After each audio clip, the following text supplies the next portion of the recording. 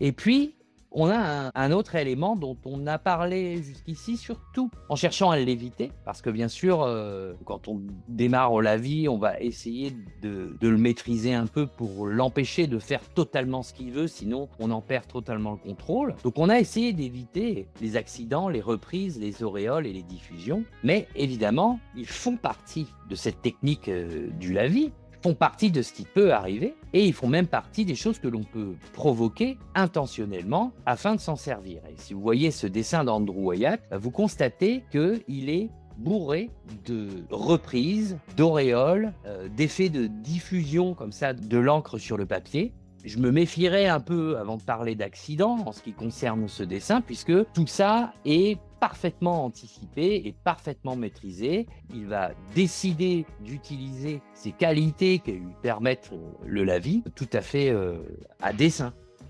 C'est le moment de le dire. Regardez bien, hein, vous avez à différents endroits, comme ça, vous allez pouvoir observer ces moments où le lavis est vraiment plus gorgé d'eau. Vous allez sentir ces moments où vous avez des variations dans la direction du geste, donc qui opèrent à certains moments des ruptures à l'intérieur de la même surface. Regardez ici comme le travail dans le frais là est absolument remarquable pour venir raconter ce qui se passe comme ça ici en lisière. Et puis la manière dont il tire parti de tout ça, notamment dans les lointains, où vous allez passer de zones nettes à d'un seul coup des zones complètement floues et diffuses pour aller rattraper du net plus loin, tout en étant traversé comme ça par encore d'autres mouvements.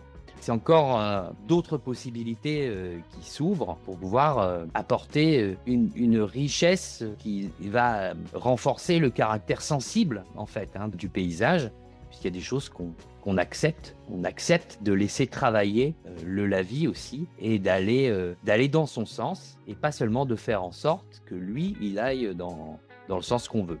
Équilibre entre la maîtrise et le relâchement, hein, le conduire et le laisser faire, ça c'est un vaste sujet.